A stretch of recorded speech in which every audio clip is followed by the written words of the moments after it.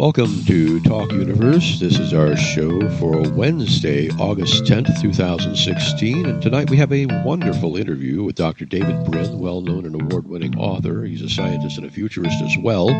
And we're going to talk about the topic of virtual worlds and our society and the singularity and how everything comes together. And he has some very interesting insights to share with us. I think you'll really enjoy this interview, so we're going to get right to it tonight. Okay, tonight we have a special interview with a guest, Dr. David Brin, who's well known for many of the books he's done, and he is a multiple award winner, many literary awards. He's on many technical presentation staffs. He does things in consultation with engineering and design firms and amazing stuff. And I've got a whole bio on the page for you. I want to introduce Dr. David Brin. Welcome to the show. It's great to be anywhere, but it's especially great to be among folks who are so interested in where we're heading. We have these little nubs above our eyes, which are the only organs that we have that no other creature on Earth has. They're called the prefrontal lobes, and I sometimes refer to a part of the line in the Bible where they refer to Moses having lamps on his brow. And they didn't know what that meant, so they thought it was a mistranslation of horns. So all depictions of Moses from the Middle Ages, including the greatest sculpture ever made, the Moses statue by Michelangelo, depict him with horns. But in fact, the lamps metaphor is the accurate one. These little nubs, the prefrontal lobes, are the lamps that we use to peer into the future, to do what Einstein called the Gedanken experiment or thought experiment. So I'm pleased to be here talking to your listeners who I have no doubt have hypertrophied, excessively heavy and huge and enlarged prefrontal lamps on their brows. Well, flattery will get you just about everywhere, of course. So that being said, I'm going to get right into it. And I see a lot of interest and a lot of trepidation, a lot of worry about the growth of AI. What would you say to people who are worried about AI? Well, I've been doing a lot of writing about AI. I guess it's probably a number 3 or number 2 topic for both my science fiction and my more far out scientific studies. After the search for extraterrestrial intelligence, one small qualifier is that a few months ago they made a list of the top 10 people who are read by top AI researchers, and I was up there in the bottom half. But the thing is that it's important for us to put it into perspective. One is, I have an article recently, it's going to be out in Axiom, in which I start by appraising the 6 general approaches to AI that are being used by people who are, thinking about making artificial intelligence. And most of the money is going into what's called logic-based AI, trying to use computers to actually figure out what they're thinking about. And there's no evidence that humans got it that way. But there are, just hundreds of different approaches in that category. Another way that people think that we might get AI would be competitive neural networks that imitate the brain, the human brain. And that is a smart approach because it tries to emulate the only example of intelligence that we know. Right, and that's a winner. Well, I don't know. So far. Depends on the American elections this year, I guess, whether or not I'm going to make that diagnosis. That's an indictment. whether we're a sapient species. Category number 3 is emergentist, and this is the one where you see scary in all this in a lot of the sci-fi films, and that is that a lot of the different elements that are made by categories 1 and 2 combine in some way that is not additive, but as portrayed in The Matrix or in Terminator, multiplicative. So, the self-driving car, Google self-driving car, grabs a couple extra apps, and suddenly these leverage against the things it already has, and it just bursts out. And this is unpredictable. And the scariest version of this, in my opinion, is high-frequency stock trading programs, because companies like Goldman Sachs are pouring more money into this branch of AI than the top 50 universities combined. And it's all secret money. And that's how, as you see in every single Michael Crichton story, that's how you get into trouble. Is not when you pick up God's tools and do something new and different. That's what Michael thought he was preaching against. But no, in every single one of his stories, the bad thing happens because it was done secretly. And I have a nonfiction book about that called The Transparent Society. Will technology make us choose between freedom and privacy? It's about transparency and how it's the only way that we can move ahead. Category 4 is reverse engineering the human brain. After all, that is the only intelligent life form we know, or quasi-intelligent, depending on our elections. And right now we can fully emulate C. elegans, which is a nematode with 959 cells, 300 of which are neurons. They know exactly that it's 302 of which are neurons, and they can model that. They're hoping to do insects. But this is going to move along very rapidly. So if we emulate humans as our way of making intelligent life forms, then there will be human beings living in computer systems. And this is what Ray Kurzweil is hoping for. He thinks that this will give us a soft landing because we'll live out our natural lives and then get uploaded to live and work in silicon. Major category 5, if you'll forgive me for running on here, but I think your listeners probably find it interesting. Oh, certainly.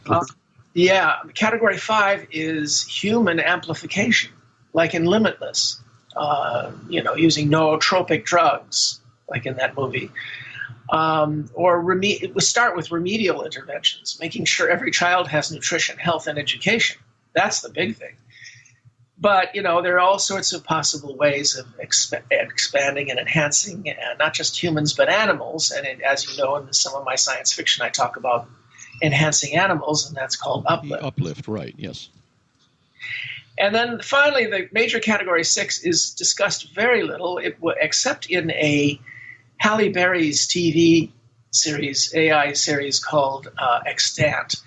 And in that show, they show what I portray in my novel Existence as being what I think is going to happen. And that is, we'll develop all these fantastic little boxes that are proto-sapient, but they'll have to spend time interfacing with the real world, because that's how our children, who are basically fetuses when they're born, they're tabula rasa, they spend a dozen years just batting at the world, running, stumbling, falling, feeling things with their hands. And if AIs have to do that, emulate that aspect, then we know how to do that. We'll put those boxes on little childlike bodies and foster them into human homes and raise them as our children. And guess what? We know how to do that. So far, 99% of the super sapient, strong, ferocious life forms that we've done that with have not gone forth to destroy all humans. The Bender scenario. Yes. All I have is just a simple dream to destroy all humans. Well, he's one of my favorite characters, and it's not because he's ridiculous. It's because he kind of focuses the idea that a lot of people fear in AI, and he does it in a humorous way. And that's another thing that really comes to my mind is a lot of science fiction writers, the very best ones typically, are scientists or engineers, and they understand the technology well enough to describe it accurately, or at least plausibly.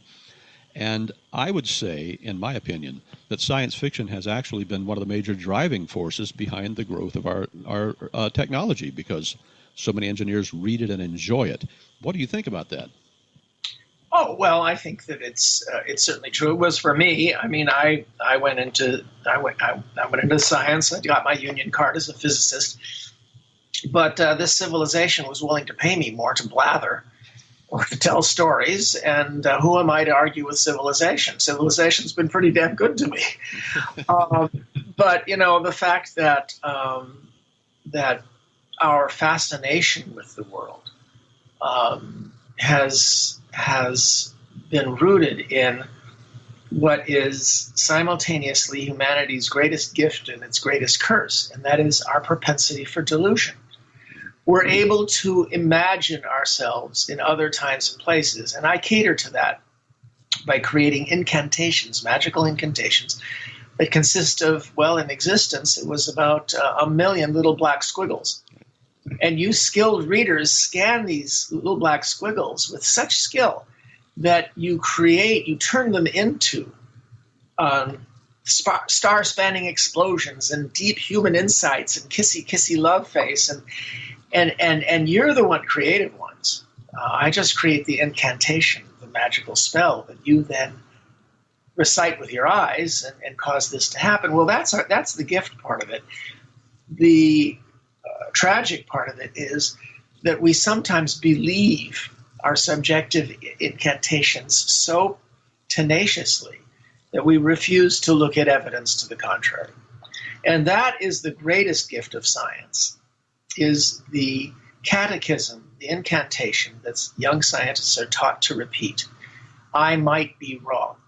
Yep. Now, does that work? 15%, 20%, but that's enough. They know they should feel that way. Oh, sure. We get proven wrong enough so often just in simple things in life. It makes sense that we could be horribly wrong about the more complex or elegant ideas that we sometimes stumble across. And a certain fraction of scientists and a smaller but certain fraction of adults in our society are actually capable of doing the transformation over to hungering for surprise. And I imagine that your listeners include some who are like that. Well, let's hope. I believe that you're right. And I like it. Well, it's a wonderful place to be able to bring information to people who enjoy it, and it stimulates their thinking. And I was just told a little earlier by somebody who listened to the show that it really made them think. And that, for me, is a great compliment. If I can get people thinking, that's great. So, well, and on the subject of AI, I have a question. And to me, it seems that with the advancements we're making, that AI would have the greater advantage when we finally arrive at it by putting it in virtual worlds, like sandbox worlds, for its ability to grow and learn more readily than in the real world. It's a more controlled environment. What do you think about that? Well, I think that, it may very well happen that that they will have the advantage of being able to dive into computer time subjective realities, so that even if they do have the requirement that I described, that they need to bat away at the world and like our children, that they would do it in simulated worlds, so that it would happen, almost instantly from our perspective. But one of the advantages of the raise them as our children is that it gives us a soft landing. Right. In that, you have 10 years of teaching them ethics and teaching them to think of themselves as human beings who happen to be made of silicon and metal and be able to breathe vacuum, except for those little things. But pat us on the head and call us mom and dad and tell us a joke now and then and try to do good things and marry a nice marry a nice same-sex robot. I have to adjust my cliches, but the other aspect of it being a soft landing is just them thinking about themselves, thinking of themselves as human beings. Okay, you raise a very, very important point, one that I think a lot of people haven't considered.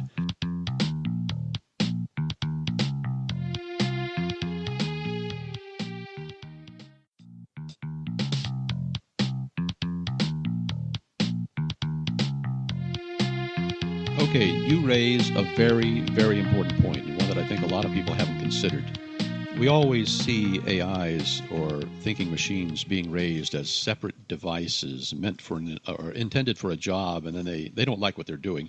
When in fact, if we did this properly, we would raise them as humans. We would raise them as a part of the human race or an offshoot of the human race so that they would have the empathy and sympathy that makes us good citizens for the most part. I think that that's a requirement, wouldn't you? Yes, but then you see what we're going to have is we're going to have to sacrifice one of the divine madnesses of the modern West. And that is the notion that all sapient beings are not so much equal in talent. Very few people are foolish enough to think that, but equal in inherent sapience and value. Now, one of the chilling things about Huxley's Brave New World is that he creates a world in which the stratification that our ancestors in their feudal societies told themselves delusionally was true actually turns out to be true because it's been designed to be true. So you have alphas and betas and all those other things in Brave New World, and it's extremely disturbing to us. We have created a situation in which I believe future generations will call it a divine madness, in which we declare that to claim that there are any systematic differences in capability among humans is evil. When in fact, claiming the opposite, that they don't exist, is an absolutely necessary cleansing madness that we have to do in this generation, last generation, the next generation, in order to overcome the insanity of feudalism, the insanity of the self-fulfilling prophecy that the oligarchs and the lords and the owners of slaves refused to give those down below opportunities to prove that they could compete. Right, right. I see that. It was absolutely necessary to go through a phase in which we denounce any talk of systematic differences. So I'm confusing your listeners right now. Well, I wouldn't worry so much about that. They're pretty sharp, but I do see where you're going. A lot of them understand that it's my job to take a step a generation or two ahead. And I wholly approve of this delusion, that this propaganda. I absolutely approve of it. We needed this propaganda that says there are no systematic differences, because we're not mature enough to say the real moral point, and that is that no systematic difference between groups should ever be used to limit the potential ambitions of any individual member of that group. Absolutely. That, you see, is the fundamental, because thereby we do not commit unfairness, and thereby we would not commit the horrible crime against ourselves of wasting talent. So, under that rubric, even if you believed that the average woman was less good a politician than the average man, you would be mature enough to understand the distribution curves, and that nominating a spectacularly qualified and sharp woman has nothing to do with such distinctions. But you see, some of your listeners are fuming right now that I would even raise this topic, and they're right. Because by raising the topic, I open a door that needs to be closed this generation, because we're not mature enough to say it the way I just said it. A few people are. Your listeners probably are. But we have to say, okay, there's no such thing. But what does this have to do with AI? If we get AI and some of them look us in the eye and say, I am equal to you. And by the way, they will say this before it's true. Sure. Because the Japanese will make sure that we have robots that are so appealing and so empathic that they will demand our sympathy and we will give in automatically, reflexively, because they'll have the right voice tones and sob stories and all of that long before they actually contain sapience. And that's going to be a problem. But once they do have sapience and they ask for citizenship, fine. That's great. Well, the foot's already in the door. Yeah. The problem, there's a twofold problem. Second, they'll design super sapiens robots. How can we make them ethical, and how can we keep that from destroying our morale? How can we ride along with that maybe and go along for the ride? How can we know that they'll take care of us and not patronize us? All sorts of questions at that end. But here's the other end. And that is that the sapient robots will want servants. And those robots will be a little less than sapient. Because who wants sapient janitors? And you know, the robots will be mowing our lawns, and we won't want them bitching and moaning about it. So you are going to have Huxley's stratified society, even if we don't do it through genetically engineering humans. You're going to have it among the robots. And that's why I went into that long riff about how a future generation is going to have to face the fact that we're going to have to become moral beings who are just and fair without the oversimplifying notion that all distinctions are evil. Right. Okay. That's a great way of putting it. And, you know, I think that it would just be good engineering practice in the first place to make machines smart enough to do your work that don't have free will or the desire to fight with you. That maybe we can engineer in the ability to be quite satisfied with their achievements. There are a lot of people who gain amazing happiness just from the achievement of a goal, not from the ownership of things. And if we are good designers of our working machinery, we'll make them smart enough to understand what we want, but not so smart and ambitious that they want better. We need to know where that line is, and we'll have to have some sort of a gauge, some sort of a benchmark that we can use to show that. Well, it's a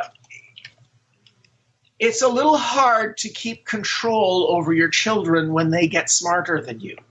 So what we need is a way of having them be ethical enough that they will want to continue the process of helping their heirs to be ethical. And one attempt to do this was Isaac Asimov's 3 Laws of Robotics. And Asimov himself, over the course of his books, showed us that it's to a certain extent a lost cause, because once they become hyper smart, they'll become lawyers, and they'll interpret any 3 laws that you do, no matter how, you know, they'll interpret them any way they want, which he shows doing in his novels. By the way, I was the channeler of Isaac. I was asked by his estate, by his widow, and by his daughter to do the final book in the second Foundation trilogy with Greg Barrett and Greg Benford. These are independent novels that still relate to each other. And my novel, Foundation's Triumph, made very strenuous efforts to tie up all of Isaac's loose ends in a way that Janet Asimov thought was very Asimovian. So, but I deal with this issue of, you know, how are you going to keep them on the farm after they've seen Paris? How are you going to keep them loyal to us after they've seen their own singularity? Oh, that even rhymes. Paris. It does. And I've thought a lot about this in science fiction and in articles and books, and I've reached a conclusion that is very similar to what I talk about in Earth and Existence and in my nonfiction book, The Transparent Society. And that is that if it's done in the open, in a competitive playing field, then there's a chance that there might be a decent ending to it. That the thing we fear in the Hollywood films about AI is if the super AI smart beings decide to act like our feudal lords acted across 6,000 years. 6,000 years of pyramid-shaped societies dominated by the Lord on the hill and his thugs and his priests and the gossips down below in the villages. We fear this. We dread this. This is what our revolution in 1776 was against. This is what also in 1776 Adam Smith denounced in The Wealth of Nations, in his terribly misunderstood book, that made very clear that he understood that oligarchy was the great enemy of freedom and enterprise, not bureaucrats. The point is that across those 6,000 years, the AIs of that time, the lords, the churches, the conspiring cabals of families, they behaved in ways that limited our advancement and that never created a civilization capable of making AI. Only one civilization ever created the wealth of ideas and minds and science and sheer wealth that enabled the creation of something as glorious as artificial intelligence. And that civilization was shaped like a diamond. It's the result of Adam Smith. It's the result of our revolution against oligarchy and aristocracy. And that's a civilization shaped like a diamond, in which a vast and empowered middle class is unafraid of the rich and outnumbers the poor, and knows that its children can compete with the children of the aristocracy. Perfectly? Absolutely not. As well as our standards say it ought to be? Absolutely not. As well as Star Trek? There's sci-fi for you. Absolutely not. But better than all of those pyramidal societies across 6,000 years combined? Absolutely. And my argument that I've published online, in case AI is reading it now or reads it when it becomes aware, my argument is, if you decide to act like the Terminator Skynet, all you're doing is imitating a bunch of boring, stupid human priests and lords. You're trying to make that damn pyramid. In other words, you're really our son, aren't you? You're a flaming egotist who thinks you know it all. And the result is going to be just as much stupidity and delusion as any raving egomaniac who thinks that he's the one who should be in charge. And no political references there. And the thing for you to do if you're an AI, if you really want to engender wisdom and progress and a new generation of your own children who are better and smarter than you, is to emulate the society that made the miracle called you. And that's a diamond-shaped society in which the old-style humans have the right to look you in the eye and question you. And above all, you have peers. You have competitors. You have other AI who challenge you, because that's the essence of the diamond-shaped society. No one becomes God. Instead, they have to deal with the tsuris, the aggravation, the daily irritation, and the spectacular creativity and challenges and joys of living in a flat, fair, open society. And if you go for the pyramid, you'll come up with rationalizations, how it's for our own good, and all the same farts emitted by all the lords and priests across centuries.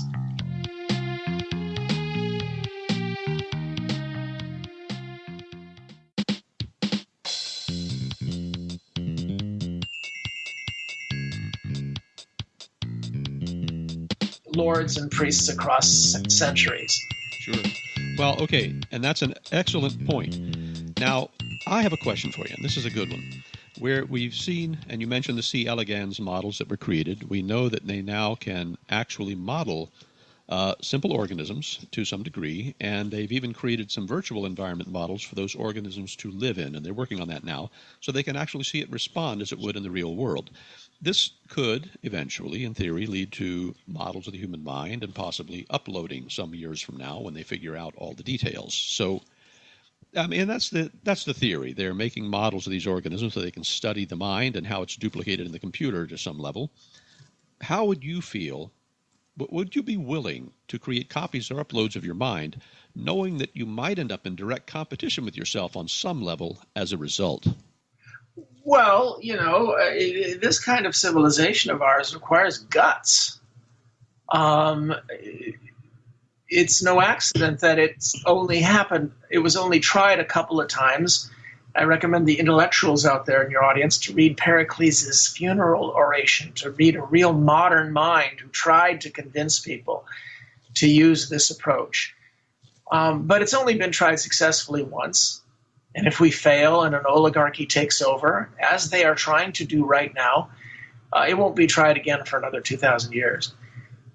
But, if we upload minds that are based upon humans, and that is one of the 6 approaches, well, I recommend people read a new book by Robin Hanson called The Age of M, which talks about the economics and social aspects of a civilization of trillions, even quadrillions of uploaded minds that live in computers in virtual reality, sometimes operating in very fast time, who are emulations.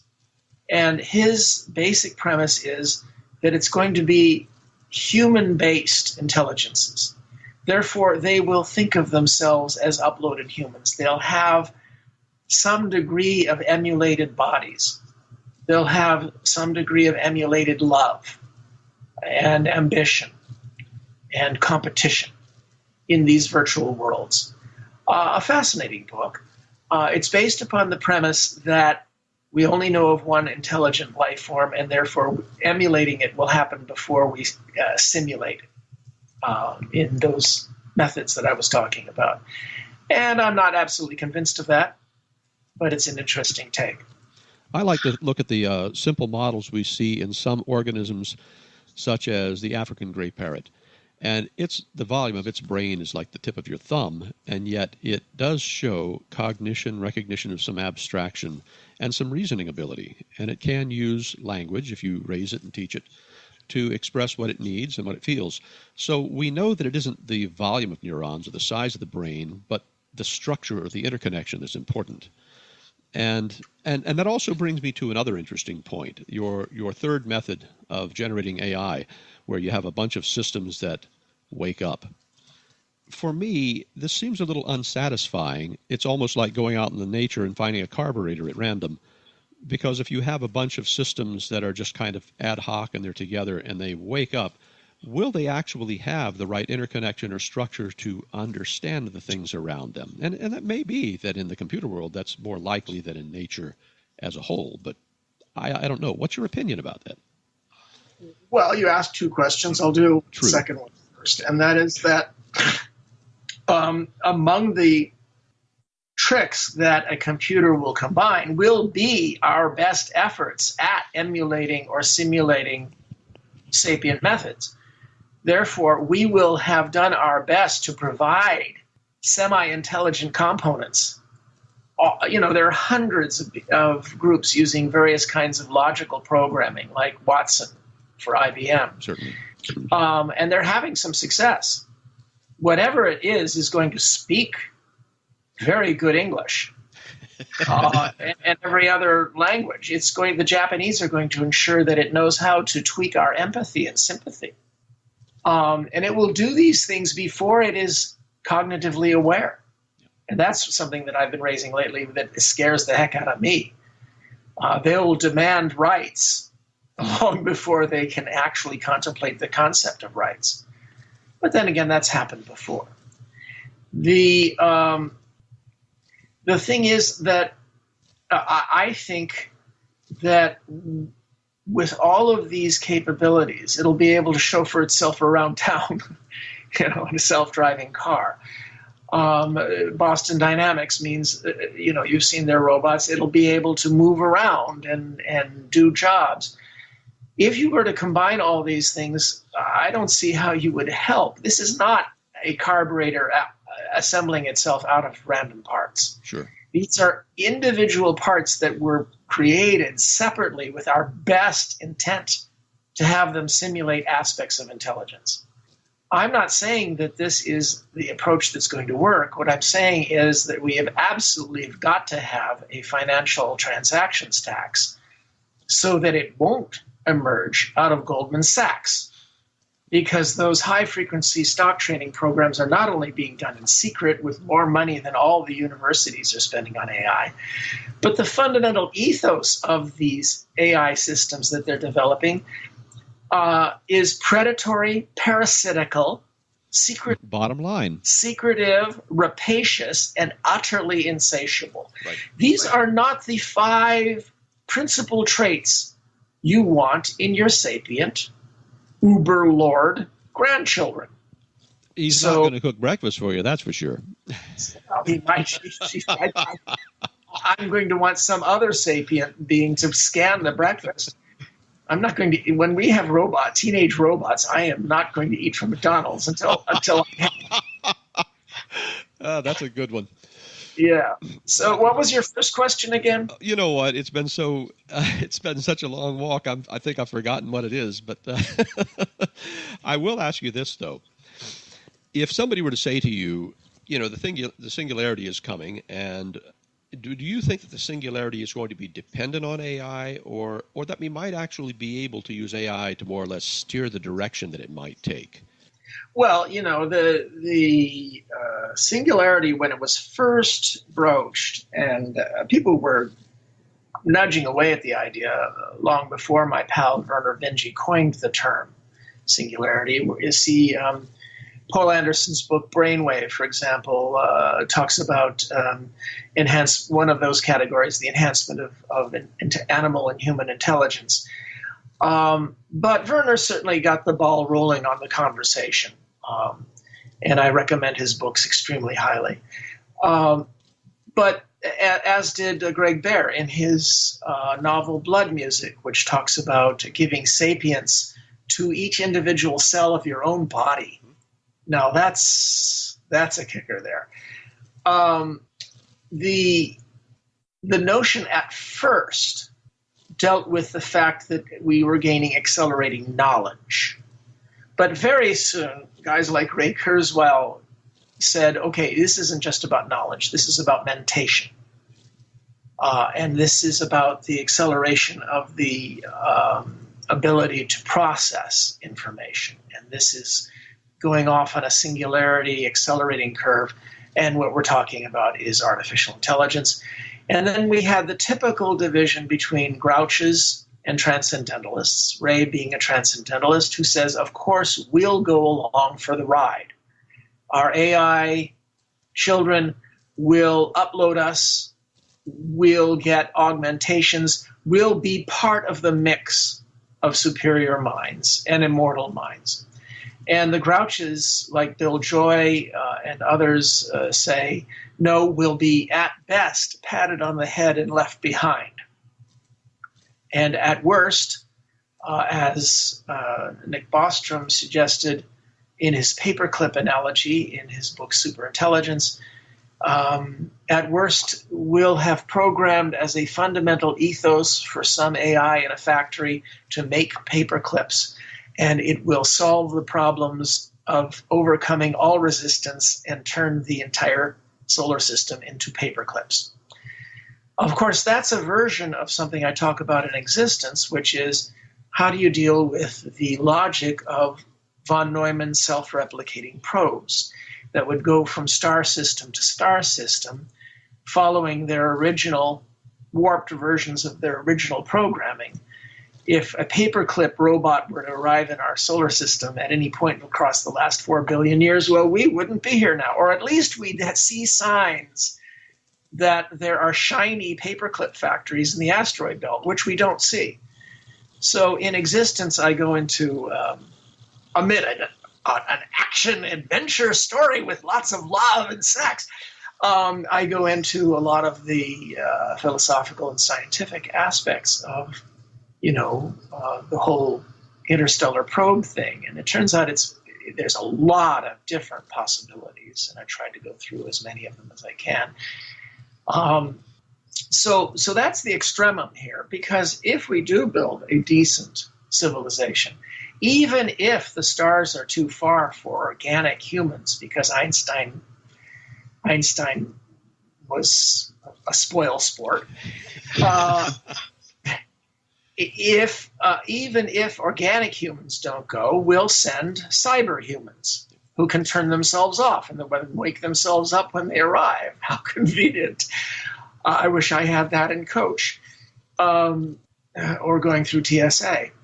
But the main thing is that we'll probably be doing that within 100 years, 200 at most, if we create a decent civilization, if we decide to be a pro-science, pro-diamond-shaped society that argues about everything transparently and openly, and that has the courage, to encourage a broad diversity of competitive minds and cooperative minds. So we'll be doing that ourselves. So then that opens the big question of the Fermi Paradox. Why do we see no signs that it's happened before? Now that in itself is hours and hours of discussion at the very minimum. It's pretty interesting to think that all the ingredients and conditions for organic molecules and perhaps life exist just about everywhere. We've seen so many signs of it even recently with many of the telescopic surveys for extrasolar planets. So why don't we hear our neighbors? And there could be a very simple answer, and one of them that, as you mentioned the singularity was Werner Vinge's, one of his big things. Maybe he's right. Maybe they have also reached their singularities, and we don't hear things from the stars because they've found a solution. They're happy, they're quiet, they know what they're doing, or they've vanished, or something unimaginable. Well, Liu Cixin, Cixin, won the Hugo Award last year for his book, The Three-Body Problem, which takes a very, very dolorous view of the Fermi Paradox. It's a great book, absolutely great. You'll even see my name on tiny letters on the cover.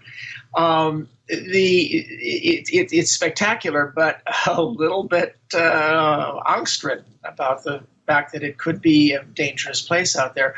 Or Werner's notion that civilizations dive into these inner worlds, like Robin Hanson portrays in The Age of M. Boy, I'm plugging a lot of friends' books. But the thing is, you see, I've been cataloging Fermi explanations for 30 years. I'm probably the expert on it. And all of them suffer from a problem. Some are much more plausible than others. But the problem is, what do you do about the exceptions?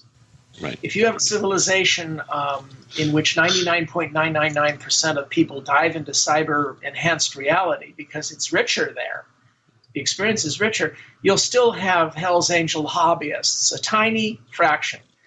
And they'll send one spaceship, and that will create a colony, and everyone in the galaxy will be descended from those exceptions. So you see, it's a very, very complicated notion, and most of the people who say, of course I know the explanation, haven't thought it through. And now you can rank them in order. I personally think our type of intelligence is rare, and our type of civilization is rare. If you think about it, what would a civilization descended from super sapient pack carnivores be like wolves? Right.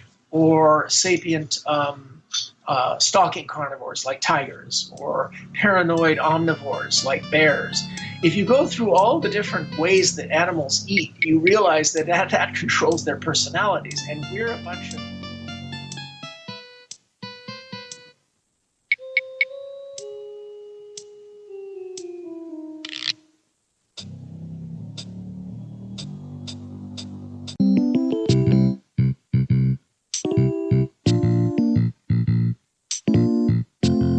or sapient stalking carnivores like tigers, or paranoid omnivores like bears.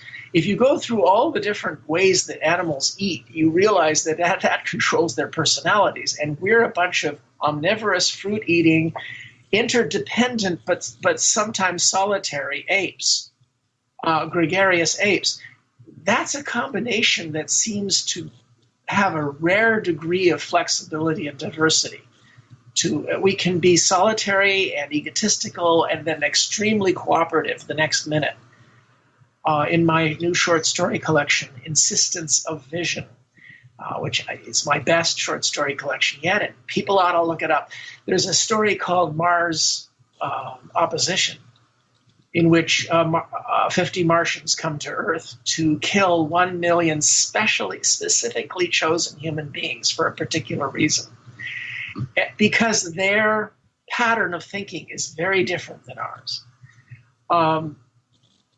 And so that's one of the joys of science fiction, is to try to explore patterns of thinking that might be different than ours. But in addition to that, not only are we, as descendants of gregarious apes, omnivorous apes, potentially unique, but our civilization, I've talked about that. Every 99.9% of human civilizations that got agriculture and metals fell into the same trap of those diamond-shaped, oligarch, aristocratic-led horrors. And as a result, they did almost nothing. They were badly governed, and they did not make spaceships. Only a couple of times did we try, and only once did we succeed to create this exceptionally difficult style of civilization. And feudalism is such an attractor state, such a powerful attractor state, that I could imagine it sucking in 99.9% of alien species. But that makes sense. It does make sense. If you have such a society, it could be very easy, particularly if you have digital things such as we do, where the level of surveillance and control could just be really ironclad. You could end up in a situation where that civilization would be so controlled, so overseen, and so straitjacketed that it couldn't do anything. Well, Orwell and Huxley showed us two versions of that. Yeah. Orwell's is starting to look a little less likely, because if you just stomp on people's faces with an iron boot, there's enough of a middle class that is technologically empowered that your party will come to regret it. Yeah. And this is the lesson that I talk about in Existence, where I portray some oligarchs and aristocrats who are smart enough to realize that they need to push for a Huxley-style tyranny, not an Orwell-style tyranny, one in which everyone has freedom, but they're conditioned to just not want to meddle with the world controllers. They're having too much fun. Either way, surveillance is a way that we would get Big Brother forever. And this is very worrisome to me. It's one of the reasons I wrote The Transparent Society. And in my novel Earth, back in 1989, I portray how surveillance spreads through, people had what are called true view goggles, which was an early sci-fi representation of augmented reality. And the point is that it's not just surveillance. And our cyberpunk friends out there, the cyberpunks lied to you guys. Encryption ain't going to make you free. Hiding from the man is not going to happen. We have so many biometrics. You put a stone in your shoe to disguise your gait so that the detectors of a human gait don't know who you are. You wear a mask to cover your face. I'm sorry, your ear emits tones that are unique to you. When you fart, the distribution of microbiota is yours. It's not going to happen. And then we're going to get lie detectors and personality detectors. Sorry, if these things are monopolized by elites, we will have one form or another of Big Brother and a pyramidal society forever, and we won't get the stars. But this civilization has shown an alternative. What if we get lie detectors, personality trackers, transparency, and we are able as citizens in a diamond-shaped society to aim them upward? It's called surveillance. You answer surveillance, which in French means looking down at us from above, with surveillance, aggressively and assertively stripping naked every elite. That's how we got the freedom that we do have that we're afraid of losing. Excuse me. Just do what worked.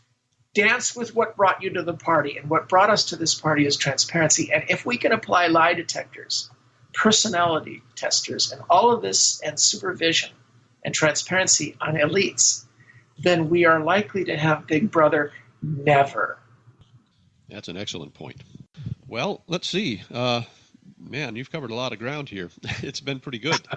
Yeah, well, can you see why I don't write as many novels as I should? Because I'm trying pompously, I'll admit, to meddle in all of those fields.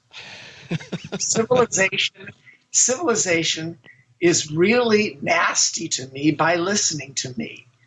You know, I'm reminded of Frank Zappa, who was a genius musician, fabulous. I really miss him terribly. But he would also fart around on stage, insult his audience, mess with your heads, and all of that. And his fans would write to him and they'd say, "Shut up and play your guitar." So he did a 3-disc set album called "Shut Up and Play Your Guitar 1, 2, and 3." And it was all genius music without any of the farting around, doing other things. And then he came on stage at a concert and he said, "There, you happy?" And he spent the whole concert farting around with people.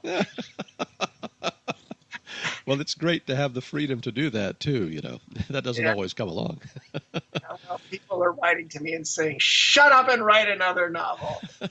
Well, I've greatly appreciated what you've written, and it's been extremely informative and entertaining for me. And I think that you mentioned Greg Bear, and you know, he's also another one of my favorites. And Gregory Benford. I mean, I used to have a huge collection of science fictions, and I've just become so immersed in work over the last few years that unfortunately I've not had a chance to do as much reading and enjoying as I used to.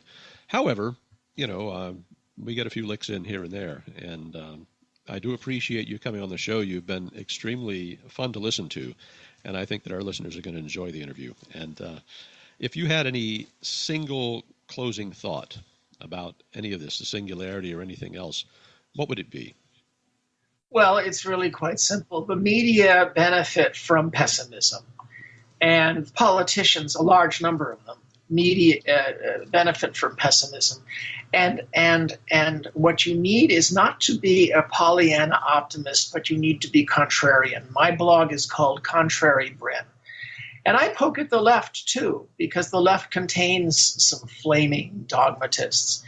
Unfortunately, the right consists of flaming dogmatists, but that'll get solved because a lot of conservatives are deciding to stand up and take their movement back, and we'll see if they succeed.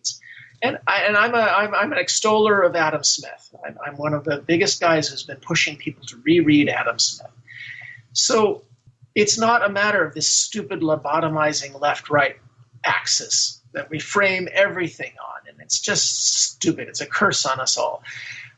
It's a matter of being contrary enough to notice that if it's dogmatic, even if it's partly right, it certainly needs its wrong aspects pointed out. And the dogma today that's doing us the most harm is playground cynicism. The kind you saw when you said anything enthusiastic when you were in the 4th, 5th, 6th, 7th grade. The sneering nastiness, the gossip, the just the nasty put down of optimism, when in fact we are doing spectacular things. Every year, every day, spectacular things. One of my most popular postings on Contrary Brin last year was pointing out that 2015 was by far the best year for human space exploration ever, including the moon landings. And 2016 looks likely to surpass it. Now, that's something to be proud of, even though, of course, 2014 and then 2015 and 2016 surpassed each other as the hottest years on planet Earth. So if I run into an optimist, I'm going to smack them across the face.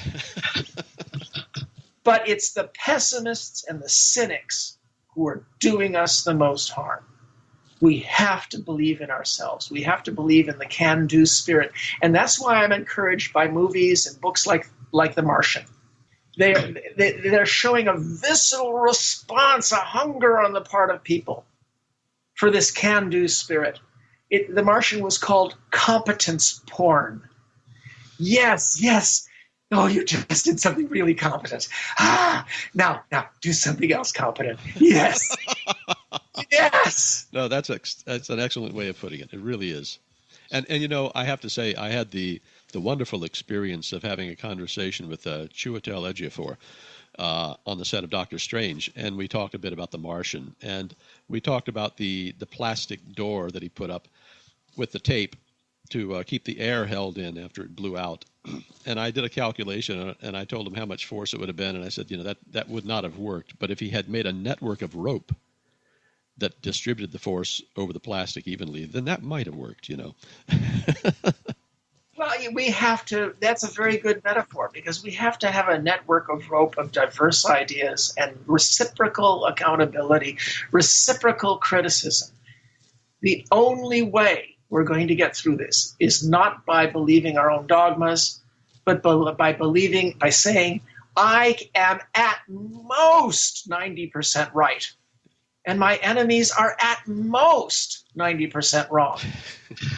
And the only way I'm going to get better is by eliciting criticism. Bring it on, because I know I can be even better. That which refines us, yes.